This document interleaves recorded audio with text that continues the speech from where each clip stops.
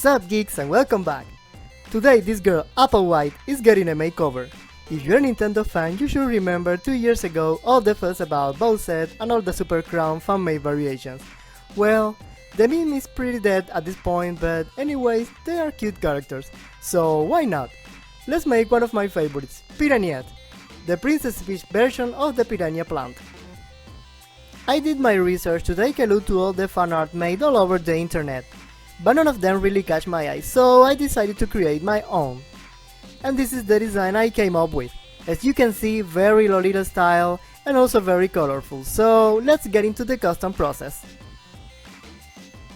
I'm preparing the doll for the customization process, getting rid of the hair cause I will be making a wig later.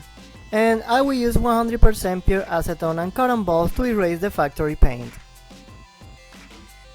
Now that I have a clean canvas, it's time to give her a brand new face.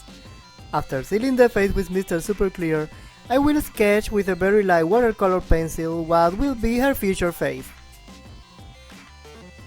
I will use soft pastels to create the illusion of depth. Properly blushing on the doll repaint hobby is really important. This is the moment where you can create the illusion of new shapes, shadows and lights. Like in this case, I'm trying to create the illusion that her face is not so moon-like shaped. I'm just trying, to make it look like it's slimmer. Also, I want to give her really cute pink shadows and blushing all over her face. I mean, this is pure fantasy. There is really no reason to hold back. All Nintendo characters are so colorful that I really want this repaint to embrace that joyful Nintendo spirit. Well, she's technically not an official Nintendo character, but somehow I think she belongs there. I hope you get what I mean.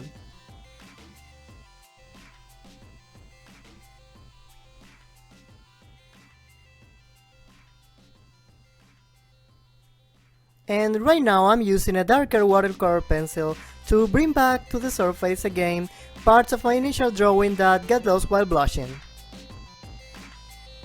And again, I will be mostly repainting this face up using acrylic paints. I don't have a specific reason for that, I just feel like so, I guess. I don't know. As I said, I really feel like painted face up looks so artistic and right now I'm really into them. Also, this saves so much Mr. Super Clear, because since this is an acrylic repaint, you don't need to be constantly sealing your work to save it, but also it requires way more practice and precision. That's the truth. That's why I'm trying to practice more often.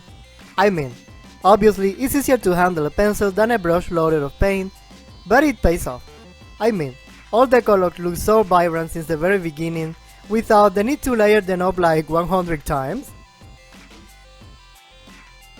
It's interesting how in the BJD community, some artists only use paint for their face up, like they don't even use soft pastels for the blushing, because they use an airbrush for that. Honestly, it is kinda scary, well, at least for me, because I never used an airbrush before, so if I ever get one, I guess I will have to practice a lot in order to get to that level of high skills. But I really would like someday to make a face up based only on acrylic paints. MSC free and pencils free. No specific reason for that. I just want to do it. Well, let's geek about something. I think for some reason Nintendo struggles a little bit to add new characters to their wonderful universe. I really love all their characters, but somehow there is one point where they become quite repetitive in every video game. I don't know. I'm just saying. I think, for example, it's been a while since they created a new female character for the Super Mario universe.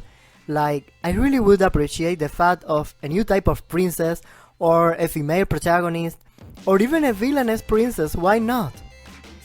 Also, I really would love if they could get their games out of the same niche. Like, it would be really interesting to see a Super Mario game with a darker tone on story. Like, why not? Most Super Mario hardcore fans, the generation that grew up with Mario are now like in their 30s, so why not twist the things a little bit? But well, if they don't do it, then I'll do it. As you can see this face up, I kinda want her to look like she's a mean girl. The you can sit with us kind of girl. Mean, but still cute and adorable at the same time. Which other of the Super Crown variation do you like? My second favorite has to be Bouette, so maybe I should also make her as a doll? If you like the idea, drop your comment down below.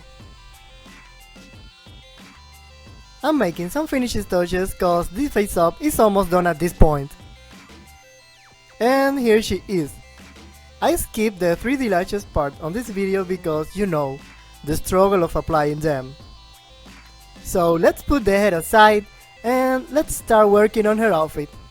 I'm going to use the old yet effective technique of cling wrap and tape to get the body's pattern. It is really important when transferring the pattern to paper, to flatten it as much as you can. That is the only way you will get the right shape. And once we have all the patterns transferred to paper, well, it's time to transfer them to the actual fabrics. I got this beautiful green satin for the skirt, and this bright red for the rest of her outfit. I also practiced the white dots cause I will be painting them using acrylic. That is the only way I will get them on the right size and proportion. And I have to admit it was easier than I thought and pretty relaxing. I also decided to paint the petals trim cause I couldn't find anything that looked close to my design, so yeah, I'm making it myself.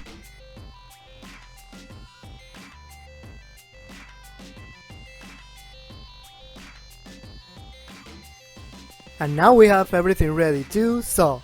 When I say sew, I mean hand sewing.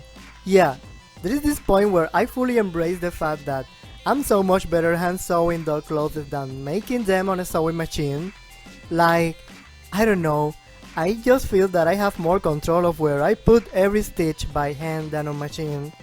Also, doll clothing leaves so little space for mistakes. In human scale, 1 or 2 centimeters it won't make a huge difference, but in doll clothing you get a 3 millimeters error and the whole garment is ruined. I have practiced a lot with the sewing machine, but I don't know, I just don't feel I'm in control when I press that pedal.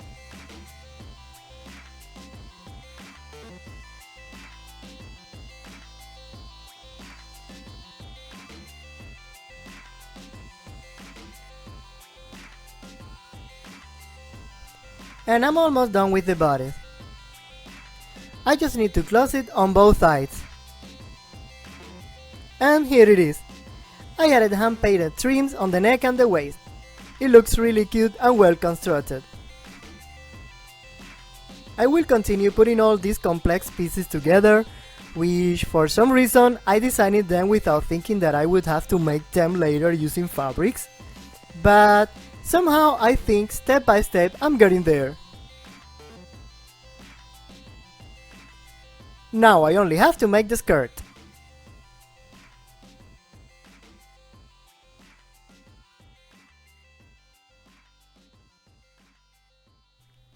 Once you start gathering all the skirt pieces, it's finally coming to life. All the pieces are almost done now, and I have to say, I'm really proud of what I achieved only using fabrics and stitches. Come on, look at this piranha plant.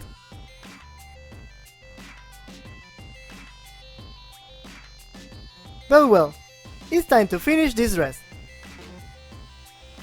And here it is. Oh my gosh, it looks just like in my drawing. I added a velcro for closure. Also, my mom made this cute petticoat that it closes using a ribbon. How cute is that? For her shoes, I will use a pair of original apple white heels.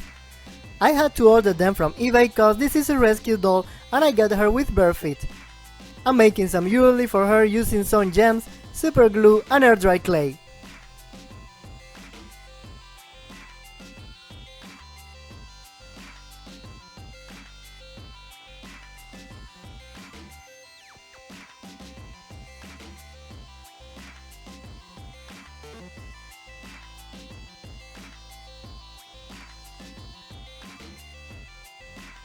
For the super crown, I will use my favorite clay for doll accessories, which is super light air dry clay.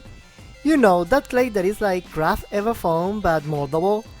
Lot of custom anime figure channels use this clay, and I get asked a lot which brand it is, and I will answer now. The brand, it does not matter, as long as it is super light air dry clay. You know, sometimes I mix several brands according to the colors I need.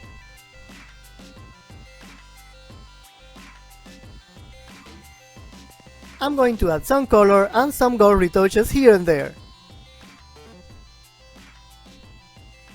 And all the accessories are done. I gave them a coat of high gloss varnish, you know, to protect them and make them look fancier. And oh my gosh, this one has to be my favorite. Well, it's now time for her wig, and I'm going to use acrylic yarn weft, which are perfect for this spiky hairdo, and Gorilla Glue, which is super strong and dries fast. I already made a green wig cap using super light air dry clay. I have to say, I felt really happy making this wig, cause for some reason dolls with no human hair colors are my favorite. When I say non-human hair color, of course, I'm talking about, you know, green, blue, hot pink, and you would say I should have a lot of them if I like them so much, but the truth is, I don't have so much dolls with those hair colors, not even for the channel. I think only Palutena, which I made some time ago, also has green hair, and that's it. But I'm about to change that. I promise that some dolls with these crazy hair colors are on my list for this year. And she's looking good so far. This wig is easy for me to make considering I have made the same wig before, just in another color. I mean, I've already made all the other Super Mario princesses and they kinda share the same hairdo, with the exception of Daisy, which, by the way, is my favorite. We can always use glue, hairspray to shape the weft the way we want, or to place them in some specific position. That's the good thing about doll wigs. They are removable and we can go full fantasy with them. They are just an illusion after all. And after so much work, we got to this point. We got everything done, so let's dress her up.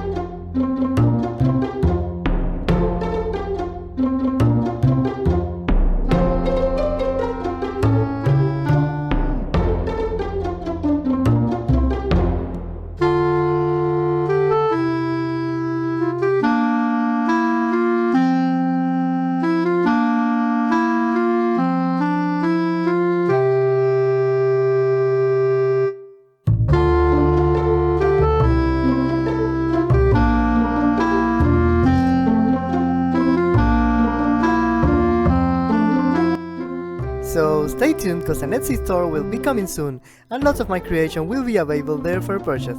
I will make the announcement when ready. And as I always say, I'm really thankful if you're one of the few that make it to here. I hope you enjoyed this video, don't forget to comment and share if you like it. And also, if you haven't subscribed yet, please do. Oh, and don't forget to follow me on Instagram, we also have some fun there. Well, that's all for today, until the next time, bye!